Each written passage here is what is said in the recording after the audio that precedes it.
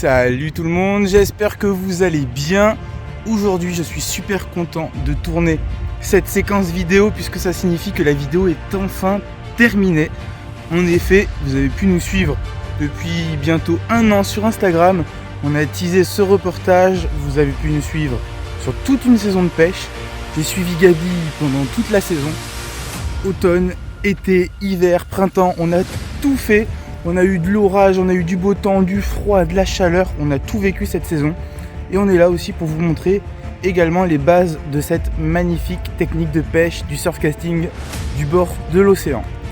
Alors, avec Gabi, South Fishing Aquitaine sur les réseaux sociaux. Tous les liens sont dans la description. Ne vous inquiétez pas, j'y reviendrai aussi dans la vidéo. On a pêché toute la côte basque-hollandaise. Donc on a pu faire des sessions incroyables, des sessions moins bonnes.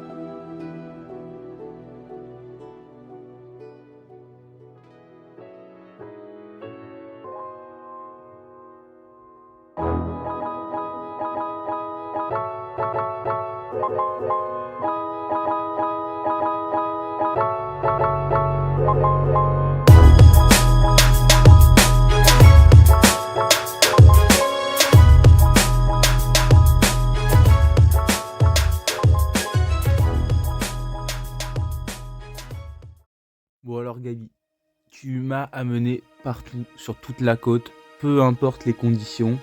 Et j'ai vraiment découvert, au-delà de l'amitié, que tu étais un vrai passionné. Et voilà, je voulais savoir, est-ce que le surfcasting, c'était vraiment ta technique de prédilection ou est-ce que tu as commencé la pêche autrement? Comment la passion de la pêche est arrivée jusqu'à toi? Non, alors ça a été long en fait le processus parce que vu que j'habitais pas du tout à côté de l'océan, enfin j'habitais pas loin non plus, mais j'allais très peu à l'océan, je passais plus ma vie en montagne qu'à l'océan. Si je voyais l'océan une semaine dans l'année, c'était un grand maximum. Du coup je pêchais beaucoup en eau douce, j'ai fait tout type de pêche, j'ai commencé par la pêche de la truite sur le Gave d'Aspe, de bons souvenirs, de bonnes colères piquées au bord de l'eau, mais de bons souvenirs avant tout. Et j'ai commencé comme ça, après je suis parti, j'ai pêché en plaine, du coup je pêchais un petit peu tout, carnassier, poisson blanc, carpe, enfin voilà ce qui se présentait à moi. Pêcheur d'eau douce en premier. Voilà, pêcheur d'eau douce avant tout, et au final avec au fil du temps, commencer à partir en vacances avec les collègues au bord de l'océan et à les emmerder pour pouvoir amener les cannes à pêche. Ça prenait Faire tes premiers poissons. Ouais, mais même pas. Faire mes premières galères, mes premières journées de grosses galères, où je me faisais chambrer par tout le monde, ouais. Super la pêche, ouais, c'est pas avec toi qu'on mangeait. Et oui, il n'y avait pas de poisson, je faisais pas de poisson, je sais pas, il y avait quelque chose qui allait pas. Bon, maintenant avec du recul, je sais ce qui allait pas. Mais bon. T'as eu le déclic et il m'a fallu une session en particulier vraiment, même deux, un cumul, ça a été en une semaine que ça s'est fait. Première session avec un collègue à moi dans le lac de Vieux-Boucau, au crabe, tout simplement au crabe vert en cherchant la royale. Soirée de dingue à la Louline, on fait 3 poissons maillés, bien maillé, hein, dans 2 poissons de 60 passés quasiment 70. Ouais, c'est des beaux poissons là. Ouais, c'était des jolis poissons, hein, pas du tout attendus. Et du coup, coup de motivation, la semaine d'après, je repars avec ce coup-ci pas du crabe vert mais du chipiran. Je m'achète prendre 4 arénicoles pour déconner. Et au final, pas beaucoup de poissons dans la nuit puisque je fais un marbré, qui était mon premier d'ailleurs, qui m'a fait sauter au plafond. Un sard, pas vilain non plus, mais qu'à l'heure actuelle je remets à l'eau. Et une louvine monstrueuse, puisqu'une louvine de 76 cm. Ah, c'est un beau poisson là. Ouais, gros poisson. C'est un beau repas aussi. Exactement, magnifique poisson. Maintenant, avec du recul, je regrette un peu de l'avoir conservé, mais c'est pas grave, c'est comme ça. Enfin, premier poisson, mes premiers poissons, bon, ça s'entend. Ça peut s'entendre, peut-être pas pour tout le monde, mais ça peut s'entendre. Et en suivant dans la même soirée, dans les 15 minutes qui suivent, je prends un départ. Mais un départ inoubliable, même l'émissol à côté, c'était un petit départ. Un truc de dingue qui m'a enfoncé la canne à pêche, qui est parti, qui a pris le large. On saura jamais ce que c'est. J'ai pas réussi à l'arrêter pendant un bon 45 secondes, j'ai pas pu l'arrêter. J'ai fini par lui faire demi-tour, il a pris complètement au sud. Il m'a descendu toute la plage. De là, j'ai réussi à le refaire faire demi-tour. Et là, il est passé tellement loin qu'il y avait une digue. Je pêchais le long d'une digue, mais il est passé au large de la digue. Tout a explosé. Vraie sensation. Ah, sensation de se faire vider, quoi, d'avoir attaché un sous-marin et subir la situation. C'est sûr qu'après des telles sensations, difficile de pas recommencer, de pas et être tout piqué. ça avec 2 cannes à pêche qu'on m'avait bien gentiment prêté avec le sourire et qui au final sont devenues mes premières cannes à pêche de surf casting. L'anecdote elle est belle. Et voilà, et du coup je suis devenu un gaga de ça.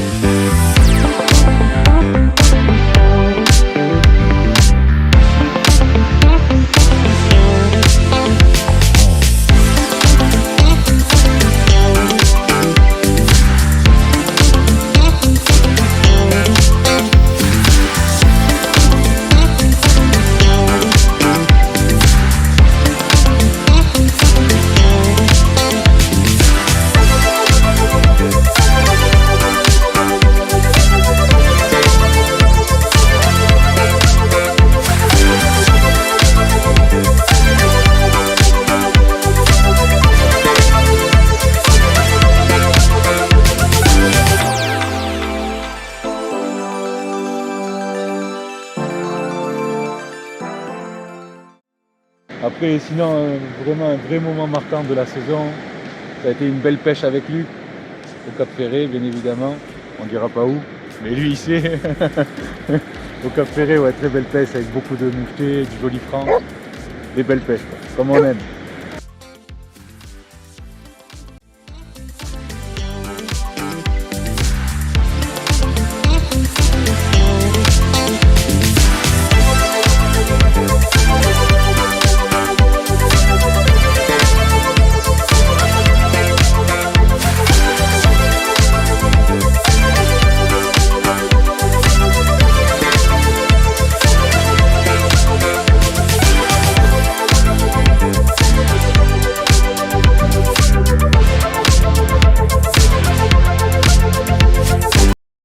La partie appât maintenant. Alors moi je vous recommande fortement d'avoir vos appâts le plus frais possible. Si vous pouvez aller les ramasser vous-même, c'est l'idéal. Après je sais qu'on n'a pas tous la possibilité, le temps de le faire. Et bien sélectionner chez votre détaillant de pêche des appâts frais. Ça fera vraiment la différence sur vos parties de pêche. Et là on va vous montrer un peu ceux qui ont marché particulièrement bien cette année. Et puis vous montrer les poissons qu'on peut prendre avec et qu'on a pris avec.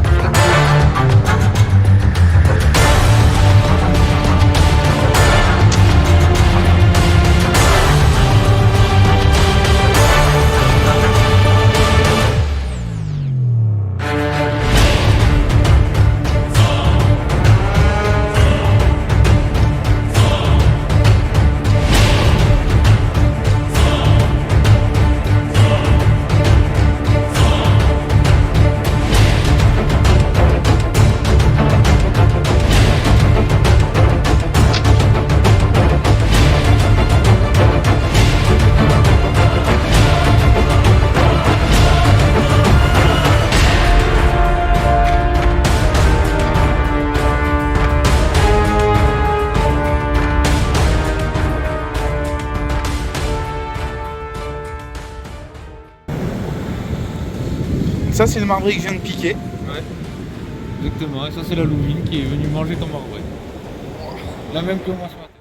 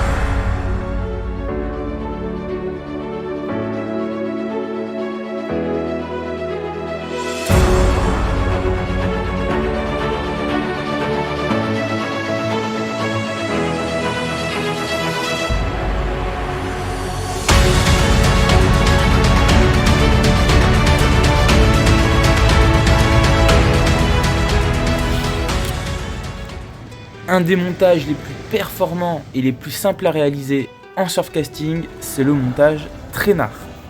Voici le matériel nécessaire pour réaliser ce montage. Le corps de ligne sera en 35 centièmes et le traînard sera en 25 centièmes. On commence par le premier nœud de l'émerillon agrafe pour le plomb.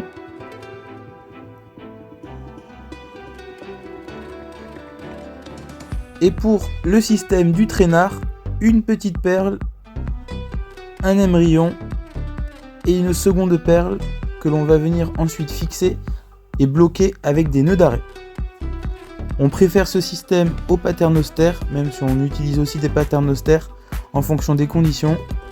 Mais ce système-là a l'avantage d'être plus discret et l'émerillon plus libre de tourner permet de mieux faire vivre les appâts au fond. Ça permet aussi de mieux tenir le courant.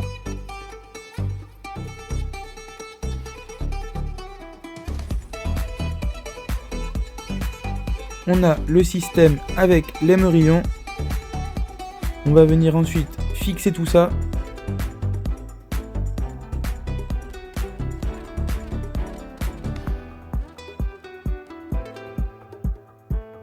Le petit nœud d'arrêt qui va permettre aux perles de se bloquer et de fixer ainsi le traînard.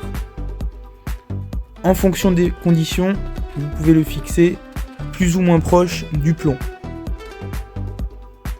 Quant à la longueur du traînard, cela va dépendre des conditions.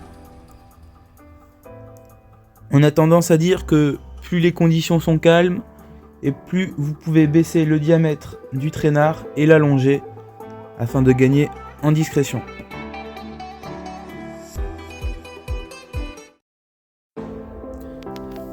De la demi-dure et sa perle flottante, un panaché de perles orange pour le côté visuel, un magnifique du rouge qu'on met avec soin grâce à l'aiguille à verre. Ça permet d'optimiser la présentation. Et sur le traînard du fond, une belle arrêt Nicole.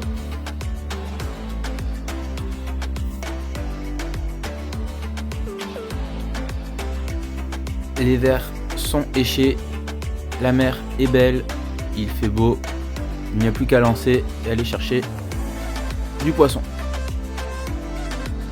Ce montage 3 empiles est très utilisé lors des compétitions.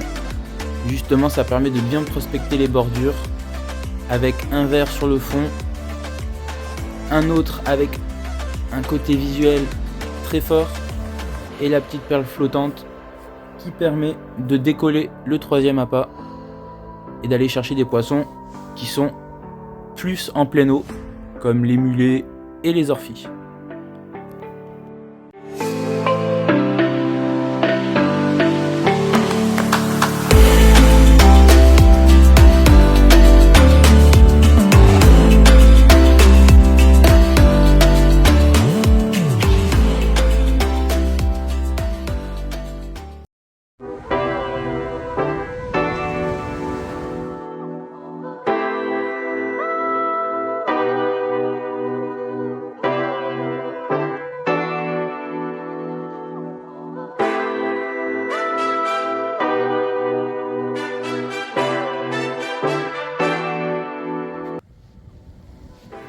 Caractéristique du rouget, le rouget barbé il va utiliser justement ses barbillons pour pouvoir fouiller le sable et récupérer les petits vers, les petits crustacés qui s'y mêlent.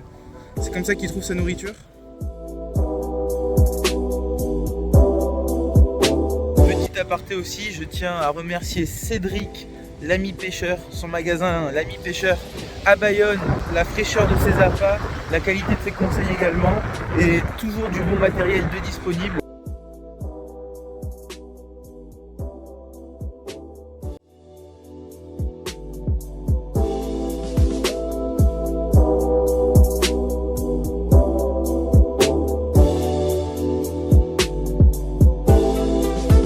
Et voilà, c'est la fin de la vidéo. Je suis super heureux d'avoir pu sortir ce projet. Je compte sur vous pour vous abonner, pour activer la cloche des notifications, de partager la vidéo. Ce sera le meilleur soutien. Je tiens aussi énormément à remercier ce pêcheur. Donc Gabi, merci à toi pour tous les conseils, toutes les astuces et tous les moments partagés au bord de l'eau avec toi. J'avais jamais autant pêché de toute ma vie en surfcasting et franchement, je trouve que j'ai progressé grâce à tes conseils et ça a été vraiment un plaisir de partager cette saison et ce projet avec toi. Maintenant, place aux nouvelles vidéos qui vont bientôt sortir. Restez attentifs et d'ici là, portez-vous bien les amis.